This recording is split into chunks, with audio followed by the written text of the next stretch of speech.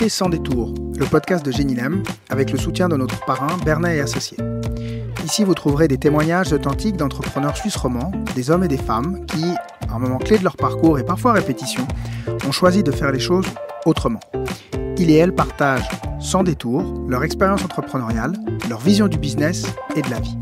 Sans plus attendre et sans a priori, entrez donc avec nous dans le monde fascinant des entrepreneurs. Quels sont les points communs entre aller aux Jeux Olympiques et monter sa start-up ? Nous recevons aujourd'hui Sofia Mikin, membre de l'équipe suisse d'aviron, double médaillée Coupe du Monde, médaillée aux Championnats d'Europe, championne suisse junior et détentrice de 7 records du monde.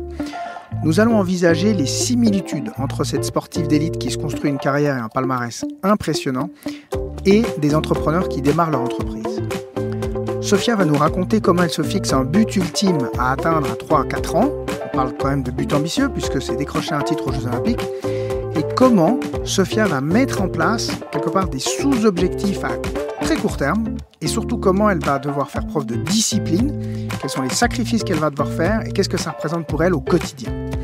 On va parler objectifs, planification, motivation et dépassement de soi. Alors bonjour Sofia, est-ce que tu peux nous dire qui tu es ? Je m'appelle Sofia Mikin, j'ai 23 ans, je suis à l'école hôtelière de Lausanne, au milieu de mon cursus. Parallèlement à mes études, je fais aussi partie de l'équipe suisse d'aviron. Je fais de l'aviron en équipe suisse depuis 2015. Je suis rentrée dans l'équipe junior en 2015 et depuis, c'est vraiment devenu une passion. Cette année, j'avais comme objectif d'aller aux Jeux Olympiques de Tokyo, donc j'ai vraiment dédié mon année à ça.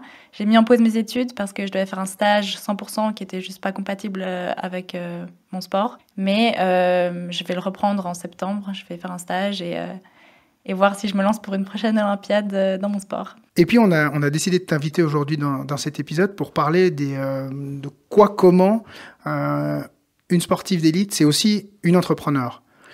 Est-ce que ça, tu peux nous en dire plus ? Est-ce que tu as l'impression déjà d'être une entrepreneur en plus de ton sport et de tes études ? Je pense que j'apprends beaucoup de choses grâce à mon sport aussi, parce que c'est un sport qui n'est pas connu. Donc je suis obligée, que ce soit pour ma recherche de sponsors ou ma visibilité, de faire moi l'effort de faire le premier pas à chaque fois. C'est pas quelque chose qui m'arrive sous la main, pas du tout. Donc la plupart de mes sponsors, c'est moi toujours qui les ai démarchés, c'est moi qui a dû savoir me vendre en fait finalement. Donc j'ai la chance, j'ai pas mal de résultats à présenter maintenant, mais c'était pas du tout le cas au début. Et puis malgré ça, j'ai dû essayer de faire en sorte de bien me vendre et de bien me présenter et puis essayer de les séduire comme ça en fait. Comme un entrepreneur qui doit vendre son produit, tu dois vendre du sponsoring. Exactement, je dois vendre, je dois montrer que j'ai du potentiel, je dois aussi montrer ce que j'ai fait pour arriver où je suis maintenant. Et puis c'est clair, il faut arriver avec un plan. Moi, je pense aussi ce qui fait plaisir à mes sponsors, c'est qu'ils voient mon côté personnel aussi, que je suis une fille qui est motivée, qui a beaucoup d'objectifs et tout ça, mais aussi que quand je me fixe un objectif, je fais ce qu'il faut pour y arriver et je sais ce qu'il faut faire pour y arriver aussi, parce que c'est bien beau de dire que je vais aller aux Jeux Olympiques, mais faut aussi être prêt du coup et faire les sacrifices qu'il faut pour s'entraîner 3 fois par jour. Et puis moi je fais aussi partie de la catégorie des poids légers, donc ça veut dire aussi avoir un régime strict pour performer aussi. Donc c'est pas juste perdre mes kilos, c'est aussi perdre mes kilos mais savoir performer le bon jour. Donc ça veut dire aussi savoir s'entourer des bonnes personnes. Mais tout ça c'est quelque chose qui est super planifié et donc je pense qu'il y a aussi une certaine relation de confiance qui se crée entre mes sponsors et moi. Et je pense qu'un jeune entrepreneur doit faire, c'est quelque chose qu'il doit faire aussi, il doit avoir un plan clair, précis, savoir ses objectifs, savoir combien de temps ça va lui prendre pour atteindre ses objectifs. Il faut que ça soit réaliste. Je pense que il y a beaucoup de points en commun. Ouais. Et se constituer une équipe ? Oui, alors la Fédération suisse d'aviron me soutient beaucoup, mais il n'y avait pas beaucoup de choses qui étaient mises en place pour notamment les poids légers, donc c'est quelque chose que j'ai dû commencer de zéro presque. J'ai dû clairement me créer mon équipe et puis s'entourer des bonnes personnes. Ça n'a pas marché tout de suite, donc j'ai eu 4 nutritionnistes avant de trouver la bonne. Donc malheureusement ça se passe pas toujours bien la première fois, mais bon, on apprend de ses erreurs aussi. Je pense que un jeune entrepreneur ça doit être pareil. Il faut pas avoir peur en fait de l'échec, mais par contre apprendre de ses erreurs c'est super important.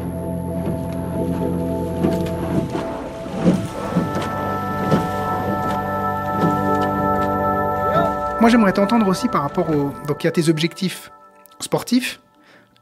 Et en parallèle, tu dois mettre en place des objectifs financiers pour atteindre ces objectifs. Est-ce que ça, tu peux nous en dire un peu plus? Quand je suis rentrée en équipe Suisse junior, j'étais 100% soutenue par mes parents. Ton premier sponsor?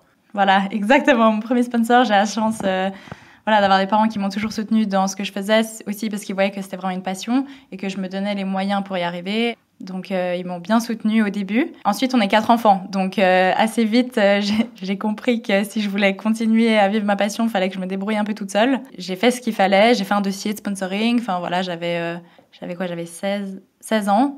Donc voilà, on apprend. Je pense qu'il n'y a pas beaucoup de filles à 16 ans qui ont dû déjà essayer de se faire un CV, une petite brochure avec mes résultats. C'est moi qui fais mes newsletters maintenant. Enfin, j'essaye. Après, j'ai la chance d'aimer ce que je fais et puis j'adore aussi un peu cette partie marketing. Mais je dois, il faut savoir se vendre aussi. Par rapport à ces deux choses que t'aimes, on sent évidemment que t'es passionné pour ton sport, mais tout ce côté justement marketing, promotion de toi-même, c'est quelque chose, tu prends du plaisir à le faire ou c'est vraiment une corvée pour pouvoir atteindre les objectifs sportifs? Non, alors cette année, vu que justement j'avais que mon sport, j'ai pris énormément de plaisir parce que j'avais du temps aussi à dédier à ça. Alors j'adore déléguer, mais c'est vrai que du coup quand on se fait soi-même sa newsletter, on sait exactement ce qu'on va dire, on sait exactement... je raconte en fait ma vie, donc c'est facile à dire. C'est mes news, c'est mes résultats, c'est mes prochains objectifs. Moi, il y a aucun intermédiaire en fait quand c'est moi qui fais les choses, donc ça c'était assez facile. Après, je sais aussi que là justement, si je me relance pour 3 ans, pour les Jeux de Paris en 2024. Je dois aussi avancer dans mes études et continuer à avancer dans ma vie en parallèle à l'aviron, donc j'aurai pas forcément le temps de faire tout ça. Donc je sais qu'il y a un moment donné où je vais devoir déléguer, mais en fait je pense que j'ai beaucoup appris en fait en faisant tout ça toute seule. Et puis là du coup justement je disais je suis à la recherche d'un stage pour semestre prochain et je crois que les gens avec qui j'ai eu du contact jusqu'à maintenant, ils aiment bien en fait voir que je me suis débrouillée toute seule et que j'ai appris un peu toute seule à essayer de faire tout ça. Quand tu dis toute seule, c'est toute seule ou tu vas compléter avec des bouquins, tu vas peut-être regarder des vidéos sur Internet, tu demandes à des gens autour de toi, que ce soit à la fédération ou ailleurs?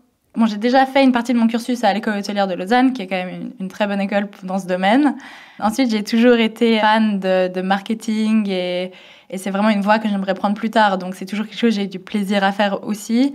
Après, évidemment, beaucoup de mes amis et de mes contacts, ils travaillent dans ce domaine-là. Donc, bien sûr, si j'ai des questions, je trouve que c'est important aussi de demander aux autres parce qu'on est toujours...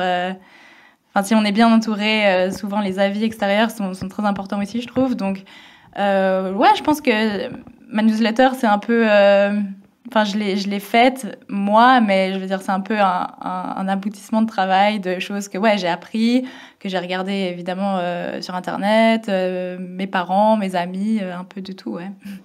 Tu mesures la performance de ta newsletter, par exemple? C'est quelque chose que tu vas regarder comme... on sait que dans le sport, et encore plus dans le sport d'élite, toutes les notions liées au temps, au classement, etc. Justement, cette mesure de performance, c'est des choses qui sont importantes. Tu le fais aussi dans tes activités marketing, de promotion de toi-même? Alors, pas trop, parce que pour le moment, c'était juste pour tenir au courant mes sponsors. C'était juste quelque chose pour garder un peu un lien proche avec mes sponsors, parce que je les vois pas souvent. Il y en a que je vois même pas une fois par année. Donc, je trouve que c'était juste important de garder ce contact avec eux. Aussi pour, je pense que eux, ils me soutiennent, que ce soit dans ma vie privée ou financièrement. Donc, je pense que pour eux, ça leur fait plaisir aussi de voir que ça porte ses fruits et d'être tenu au courant. Je pense que c'est important pour eux aussi. Moi, j'aimerais t'entendre sur on travaille chez Génilam quand on a une nouvelle entreprise qu'on accompagne, on lui demande quel est son objectif à 5 ans. Et puis de mettre une métrique par rapport à ça, que ce soit le nombre de ventes, que ce soit pas forcément financière. Ça peut être le nombre de ventes, ça peut être le nombre de boutiques ouvertes, ça dépend dans quelle industrie ils sont. D'avoir une espèce d'étoile polaire, d'étoile du Nord qu'on suit pour savoir où aller, pour donner la direction. C'est quelque chose que tu retrouves dans ta carrière, dans ta carrière sportive? Alors oui, clairement. Plus j'avance et plus je je peux me comparer avec cet objectif de 5 ans. Après, c'est vrai, quand on est plus jeune, mes objectifs, ils étaient plutôt court terme. Donc, voilà, quand j'ai commencé, je voulais faire les championnats suisses. C'était à la fin de l'année, quoi. Donc, on a chacun, je pense, chacun à son échelle. Mais c'est vrai que plus j'avance et plus les objectifs deviennent grands, donc plus ça prend du temps d'y arriver aussi. Donc, voilà, une Olympiade, par exemple, c'est 4 ans. Donc, il faut moduler son année, sa vie, en fait, sur ces 4 ans. Et il faut être... un sport comme l'aviron, c'est pas un sport où...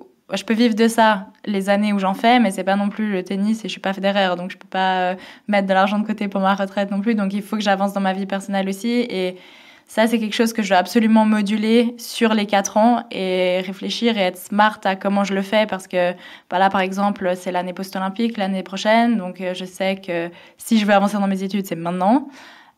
Pour essayer ensuite aux années pré-olympiques et les années où il faut se qualifier, de passer plus de temps pour mon sport et puis d'essayer de prendre ces places qualificatives. Donc c'est vraiment quelque chose qu'il faut planifier en amont. Là, je parle pour l'Olympiade. Ensuite, c'est aussi important, je trouve, d'avoir des objectifs court terme. En tout cas, pour moi, je peux pas juste me dire, OK, je m'entraîne maintenant 3 fois par jour pour dans 4 ans. C'est pas possible. Donc, je pense que c'est toujours important d'avoir ces petits objectifs court terme. Et puis, si on n'en a pas, juste les faire. Donc là, par exemple, pendant le confinement, il y avait plus rien à l'aviron. Tout était annulé, tout était ou remporté. Et il n'y avait pas d'objectif. Et moi, j'ai trouvé super dur, en fait, de rester seule à la maison. Je pouvais pas m'entraîner sur l'eau. Mais je devais rester fit. Et j'ai trouvé ça super dur, en fait, de rester motivée. Et du coup, tout de suite, je me suis lancée des petits défis toute seule.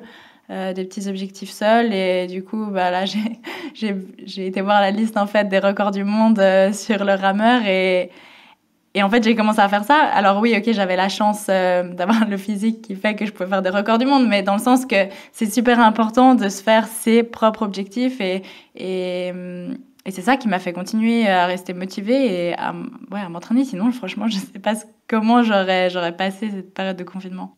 Et en préparant ce podcast, j'ai vu que c'est un objectif qui a relativement bien marché, parce que tu es détentrice maintenant de combien de records du monde de rameurs ? Alors, j'en avais 9, mais il y en a 2 qui se sont fait rebattre, donc j'en ai plus que 7.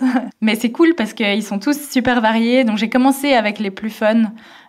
Pour moi, les plus fun, c'est les plus courts. Donc 1 minute, 4 minutes, 1000 mètres. Vraiment les plus courts qui sont assez faciles à refaire au cas où j'arrivais pas. Mais au fur et à mesure du confinement, il me fallait des nouveaux objectifs. Donc j'allais voir la liste, et puis j'ai sélectionné du coup ceux que je pensais que j'allais le mieux réussir. Et plus le confinement avançait, plus les distances et les temps avançaient aussi. Donc j'ai fini avec le marathon, donc quand même assez long. Marathon, c'est 42 km, c'est ça ? Ouais, 42 km, mais ça m'a pris 2h50. Record du monde. Record du monde, ouais. Félicitations. Merci. Mais c'était super cool. C'était un événement à Hermance pour une récolte de fonds pour la chaîne du bonheur. Donc ça aussi, c'est cool d'avoir des objectifs, mais c'est aussi cool de les rendre fun. Donc là, par exemple, c'était pour la chaîne du bonheur, c'était dans mon jardin, c'était la commune d'Hermance. Il y avait du monde pour m'encourager de A à Z pendant les 2h50. On a fait des grillades dans mon jardin après. Enfin, c'était vraiment, vraiment fun. Et je pense que c'était super important en fait pour moi de garder justement ce côté sport et objectif sportif, mais aussi de justement profiter de ce moment de confinement pour un peu relâcher la pression et faire des choses qui me faisaient plaisir.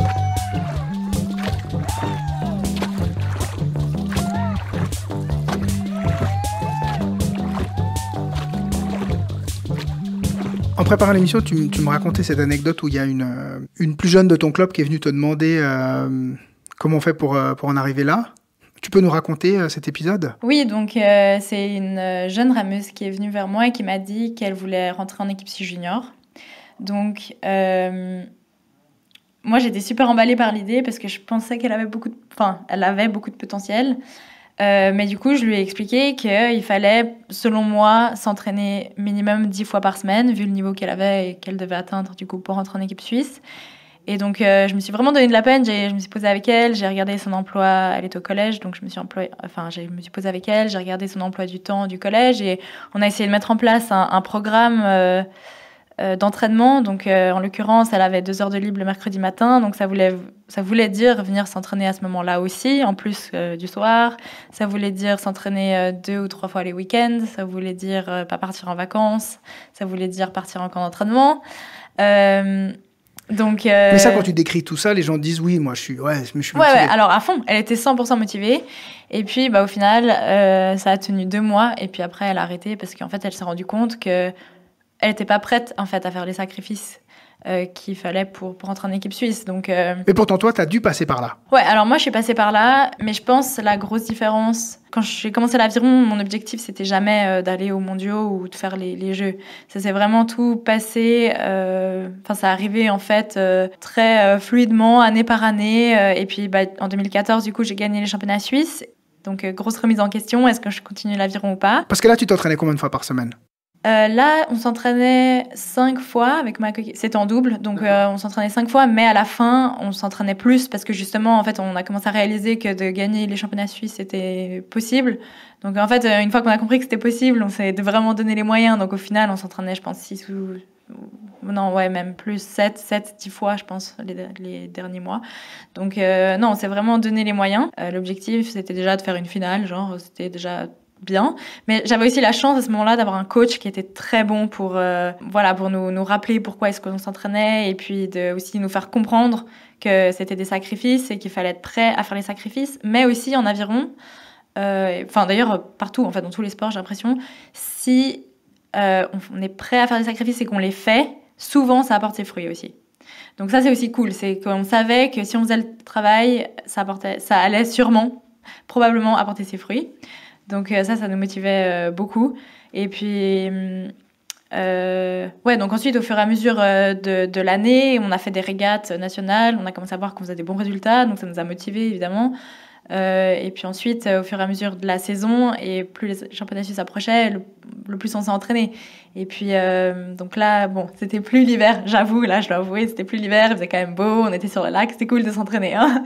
Mais oui, on l'a fait. Pour toi, la différence, elle est là, elle est dans la motivation? Ce qu'on est prêt à perdre pour gagner? Oui. Et puis bon, aussi, il faut pas avoir peur de perdre, je pense. Là, dans le sens, c'est qu'on faisait ça, on n'avait aucune garantie qu'on allait gagner les championnats suisses, mais on savait aussi que si on faisait pas le travail, on allait de toute façon pas y arriver. Et du coup, d'avoir un objectif commun pour les membres du même bateau, ça aussi, c'est des choses dont vous discutez entre vous. Ça détermine aussi le choix de je vais plutôt m'associer quelque part avec avec telle personne ou telle personne? Alors oui, alors l'association, c'est l'équipe suisse qui choisit. Donc tout l'hiver, on fait des tests en individuel et ensuite on est attribué ou associé à des gens et à des bateaux en fonction des résultats qu'on peut faire. Donc ça, c'est plutôt la fédération qui choisit. Mais ensuite, une fois qu'on est sélectionné dans le même bateau, je pense que l'objectif, il doit être pareil pour les deux.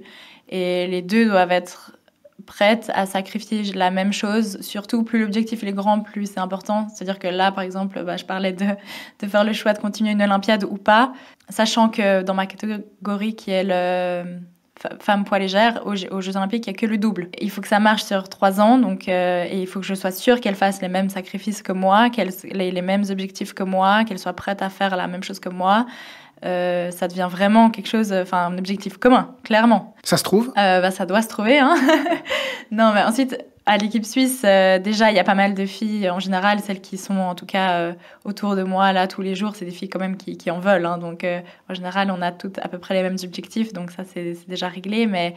Et puis, si ça te va, on peut parler un peu d'argent. Dans la recherche de sponsoring, comment ça marche? Là aussi, tu es toute seule? Tu es aidée par des amis, des pros? Comment ça se passe? Alors, au début, c'est vraiment seul, en fait. Quand on commence... Quand on est rameur de club et qu'on veut percer et qu'on veut rentrer en équipe suisse et qu'on veut faire des mondiaux et des championnats d'Europe et des Jeux olympiques, quand on est à ce stade, malheureusement, il faut se débrouiller seul parce que l'aviron, c'est un sport qui n'est pas très connu déjà, donc il n'y a pas beaucoup d'argent. Et toutes les grandes aides, que ce soit au sein du canton ou au sein de la confédération, c'est toutes des aides qui sont basées sur les cartes suisses olympiques, donc sur les résultats. Donc quand on commence, on n'a pas de résultats à présenter, donc malheureusement, c'est vraiment à l'athlète, en tout cas en aviron, de faire le premier pas. Ensuite, au fur et à mesure que les résultats arrivent, ça devient de plus en plus facile parce que du coup, on reçoit une carte suisse olympique, qu'elle soit or, argent ou bronze, qui fait qu'on reçoit de l'argent de Suisse olympique, qui fait qu'on reçoit de l'argent du canton. Et ensuite, là, ça se déroule assez facilement. Et puis ensuite, évidemment, dans la recherche de sponsors privés, plus on a des résultats à présenter, plus ça séduit les sponsors. Puis bon, ça devient un peu un cercle vicieux, quoi. Mais oui, au début, il faut se débrouiller seul. Comment t'as fait ? Déjà, il faut savoir que mon premier sponsor, c'était mes parents, du coup. J'ai eu la chance. Mais ensuite, j'ai fait un dossier, comme tout le monde, j'ai présenté mes objectifs. Ensuite, je pense que, en tout cas pour ma part, c'est très important de se présenter en personne. Parce que je pense que c'est important pour un sponsor, surtout si à ce moment-là, j'avais pas de résultat à présenter. Donc, il fallait plus qu'il me sponsorise pour ma personne et pour mon caractère et l'ambition que j'avais que pour ce que j'avais déjà accompli. Donc, pour moi, c'était super important de les rencontrer en personne. Donc, tu présentes ton objectif, ce que tu as déjà réalisé, tes valeurs. Tu leur dis ce à quoi, la contrepartie, en fait, à laquelle ils vont avoir droit, peut-être en termes de nombre de followers ou tout ça, ou pas encore ? Au début, j'essayais de présenter des contreparties, mais c'était assez compliqué parce que je savais pas trop, en fait. Je savais pas trop qu'est-ce que je pouvais leur donner en contrepartie. Et je savais pas, j'étais vraiment assez nouvelle dans le domaine, donc je savais pas trop aussi qu'est-ce que ça intéressait, en fait, à mes sponsors d'avoir comme contrepartie. Donc, au début, ça a été plutôt genre faire des photos pour leur visuel ou des choses comme ça. L'aviron, c'est un sport qui représente quand même beaucoup le respect, la nature. Là, en plus, en ce moment, c'est pas mal la mode de tout ce qui est écologie. Donc, l'aviron, ça représente quand même pas mal ça, je trouve. C'est un peu aussi le symbole de pureté. Donc, ce côté-là de l'aviron, ça intéressait beaucoup. C'est ce qui intéressait le plus, en fait, je pense, les sponsors. Donc, juste déjà, une contrepartie d'image, ça leur a suffi à mes premiers sponsors. Ensuite, il y en a qui étaient super motivés de faire des journées d'initiation. Donc, ça, c'était aussi facile à organiser. Et puis voilà, ensuite, plus les sponsors deviennent grands, évidemment, plus les contreparties deviennent grandes. Mais c'est aussi des choses que j'aime faire. Donc, voilà, là, pour des sponsors, je dois parfois aller faire des discours ou des choses comme ça. Mais c'est aussi des choses que j'aime bien. Et puis, c'est assez facile. Enfin, je dois raconter ma vie, en fait. Donc ça va. C'est quelque chose que je prends du plaisir à faire. S'il y a des sportifs qui rêvent, comme toi, de devenir sportif d'élite et puis d'ambitionner d'aller aux Jeux Olympiques, tu leur dirais quoi ? C'est quoi le conseil que tu leur donnerais ? Je pense que la première chose, c'est d'aimer le processus. Pas juste... En fait, c'est super cool d'avoir des objectifs qui sont énormes et des rêves et tout ça. Mais en fait, il faut déjà se rendre compte de tout le processus qu'il va y avoir, en fait, pour y arriver. Parce que c'est pas toujours fun, en fait. Alors, évidemment que moi, maintenant, je suis contente de me dire, voilà, j'ai gagné les mondiaux, j'ai fait les championnes d'Europe, les Coupes du Monde, j'en ai gagné une, j'ai fait une autre médaille à l'autre. Trop cool. Mais je peux vous dire que c'est pas facile tous les jours, en fait. Pas du tout. Et puis, la saison d'aviron, c'est de mars à août, septembre. Mais toute la saison hivernale, c'est aussi pas fun. J'aime pas me lever à 6h du mat, aller ramer quand il fait froid, et puis... et rentrer chez moi quand il fait déjà nuit. Enfin, je veux dire, non, c'est pas fun tous les jours. Et pareil pour mon régime, hein, même ça affecte ma vie personnelle, ma vie privée. Donc non, c'est pas facile tous les jours. Mais y a aussi toute la partie, voilà, quand je pars en entraînement en Italie, j'adore quand même mon sport et m'entraîner. Enfin, le côté physique aussi. Donc, et je pense que si j'aimais pas autant le chemin pour y arriver, ce serait pas possible de le faire, en fait. Donc, je pense que ça, ce serait vraiment le premier conseil. Ce serait vraiment avoir comme objectif les JO, c'est cool, mais il faut d'abord aimer l'aviron, en fait, ou le sport en question. Donc ça, ce serait, si c'était le premier conseil que je devrais donner, ce serait ça. Et le deuxième, je pense, ce serait se rendre compte, en fait, des sacrifices qu'il faut faire pour y arriver. Et si on s'en rend compte, est-ce qu'on est prêt à les faire ?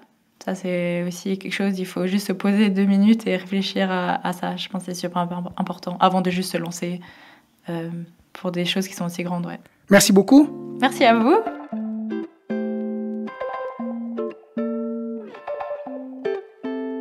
Nous sommes arrivés au terme de cette rencontre avec cette grande championne qu'est Sofia Mikine.